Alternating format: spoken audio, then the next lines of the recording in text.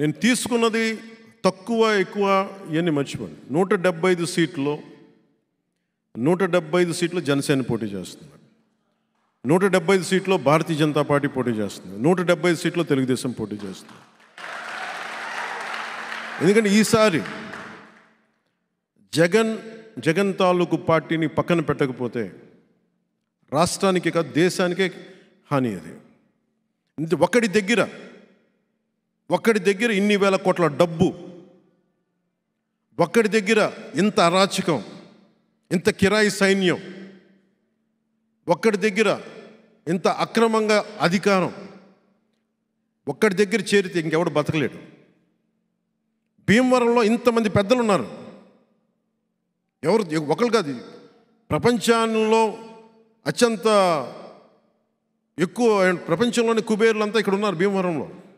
కానీ అందరూ కలిసి ఒక్క రౌడీ ఎమ్మెల్యేకి భయపడాల్సి వస్తుంది, ఎదురు చెప్పలేకపోతుంది. ఎందుకు? దానికి కారణం నేనే బాధ్యతను. దానికి స్థలం నాకు అమ్మడానికి వచ్చి ఎమ్మెల్యే గారు మమ్మల్ని గొడవ మీద పెడతారని మీకు అమ్మలేమని నాకు చెప్పారు. నేను గొడవ పెట్టుకుందామంటే నాకు నిజంగా చొక్కా జించుకొని నాలాగా నిలబడే ఒక్క వ్యక్తి నుండి కొట్టేసేవాడిని పాటి, ఆ స్థలాన్ని ఇల్లు కట్టేసేవాడిని పాటికి. ఆ బాధ్యత తీసుకోవడానికి భయం వేసింది అందరికీ, ఎందుకంటే గొడవ పెట్టుకోవాలి ఎమ్మెల్యేతోటి. నేను ఇవన్నీ పెట్టుకుంది నేను ఈ రోజున వీటన్నిటినీ ముందుకొచ్చి పులపర్తి ఆంజనేయ గారు నాకు ఒకటే చెప్పారు. నేను పులపర్తి ఆంజనేయ గారు ఒకటే ఒక బాధ్యత అడుగుతున్నాను ఈ రోజున, కోరిక. నాకు జనసేన ఆఫీస్కి నేను ఎప్పుడన్నా వచ్చి ఉండటానికి ఒక చిన్నపాటి స్థలం చూపించి నా డబ్బులతో నేను కొనుక్కుంటాను. ఎందుకంటే నేను ఎప్పుడు ఉచితంగా ఎవరిని ఏం అడగను, నాకు తీసుకోవడం కూడా నాకు ఇష్టం లేదు. ఈరోజు నేను అడుగుతున్నా, ఎందుకంటే నేను భీమవరాన్ని నేను వదలను, నాది. అందుకని అడుగుతాను, రౌడిజం పోవాలి అక్కడి నుంచి, బాధ్యతతో కూడిన వ్యక్తులు ఉండాలి అక్కడ పొలిటికల్ ప్రాసెస్లో. మన కులస్తుడా, మన కుటుంబమా, మన వ్యక్తి అనే కంటే కూడా సరైన వ్యక్తే కాదా, అందరికీ మేలు చేసేవాడా కాదా, 10 మందికి ఉద్యోగాలు ఉపాధి అవకాశాలు ఇచ్చేవాడా కాదా, సమస్యల్ని తగ్గించేవాడా కాదా, వీటిని నిర్ణయించుకున్నాం. ఆ విధంగానే మనం భీమవరం దృష్టి సీటు వైపు వెళ్దాం. మనం ముఖ్య గోల్ ఏంటంటే ఈసారి ఇక్కడ జగన్ పోవాలి, అక్కడ గంధిసీన్ పోవాలి.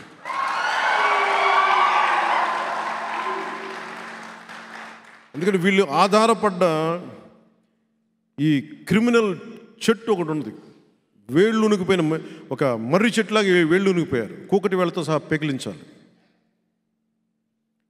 నాకు ఎంత వేదన కలిగిందంటే, మనకి ఒక మహిళా సర్పంచ్ కదండి మనకి, అది ఏ నియోజకవర్గం, తులసి మన మత్స్యపురి, ఇల్లు కూల్చేశారు. దళిత కులానికి చెందిన ఆవిడ ఇల్లు కూల్చేసి, ఒకవైపు దళితుల కులాలకు సంబంధించిన వాళ్ళు ఇల్లు కూల్చేస్తారు,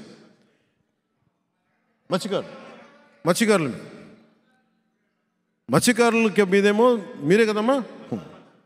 ఆవిడ సర్పంచ్గా గెలిస్తే ఆవిడ మీద SC ST ఆవిడ వాళ్ళ ఇల్లు కూల్చేశారు. మన జన సైనికులు అందరూ వెళ్ళి తిరిగి ఆవిడ ఇల్లుకి నిర్మాణానికి సహాయం చేశారు.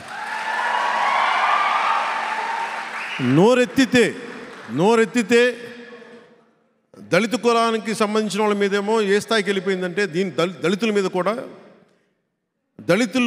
దళితుల మీద SC ST అట్రాసిటీ కేసు పెట్టించే స్థాయికి వైసీపీ ప్రభుత్వం వెళ్ళిపోయింది. ఈ రౌడిజం ఇంకా మారాలి. నేను మొత్తం పెట్టుకుంది కూడా ఖచ్చితంగా ఇంకా వైసీపీ విముక్త ఆంధ్రప్రదేశ్ ఏదైతే కోరుకున్నానో సరిగ్గా మే 15 లోపు జరిగిపోతుంది. ఈ అలయన్స్ చాలా కష్టసాధ్యమైంది, ఇంపాసిబుల్ టు అచీవ్. మీ అందరి గుండెల్లో ఇచ్చిన స్థానం నాకు గుండెల్లో కొండంత బలాన్ని ఇచ్చింది. నాకు భీమవరంలో మనస్ఫూర్తిగా చెప్తున్నాను, నాకు ఇప్పుడు ఓటమి లేదు. నాకు ముందడిగే ఉంటుంది తప్ప నాకు ఓటమి అనేది తెలియదు. నాకు జీవితంలో గెలుపు కూడా తెలియదు. నాకు ప్రయాణమే తెలుసు, ముందడిగే తెలుసు. నేను కోరుకున్నదల్లా రౌడీల చేతుల్లోకి రాజ్యం వెళ్ళకూడదని, రౌడీల చేతుల నుంచి రాజ్యం తీసుకొని గాంధీలు సుభాష్ చంద్రబోస్లు అక్కర్లేదు, కానీ కనీస విలువలు ఉన్న రాజకీయ నాయకుల చేతిలో ఉండాలని కోరుకునేవాడిని. అది తీసుకొస్తాం. దాంట్లో భాగంగానే మన భీమవరం సీటు జనసేనది అవ్వాలి. పోయినసార్లా కాకుండా మనం బలమైన మెజారిటీతో మన జనసేన గెలుపుకుంటాం మనస్ఫూర్తిగా మీకు తెలియజేసుకుంటూ, మా చిన్నబాబు గారికి ప్రత్యేక కృతజ్ఞతలు. చంద్రశేఖర్ గారికి, పాపం చనమల చంద్రశేఖర్ గారు నేను ఓడిపోతే విపరీతంగా కన్నీళ్ళు పెట్టుకున్న వ్యక్తి, కలిసినప్పుడల్లా కన్నీళ్ళు పెట్టుకునే వ్యక్తి. ఈసారి మన ప్రభుత్వంలోకి ఇచ్చిన మీ కన్నీళ్ళు తుడుస్తాం.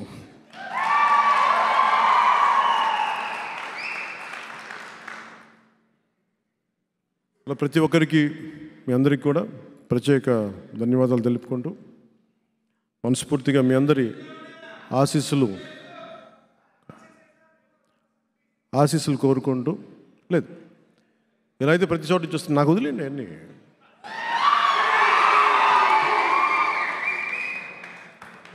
వ్యూహం నాకు వదిలేండి అమ్మా, టైమింగ్ నాకు వదిలే.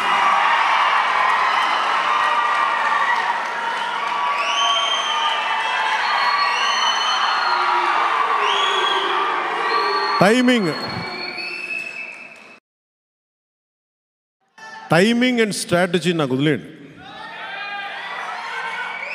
వ్యూహం నాకు వదిలేయండి. వాళ్ళ వ్యూహం సినిమాలు తీసుకునేవాడి, మన వ్యూహం వేద్దాం.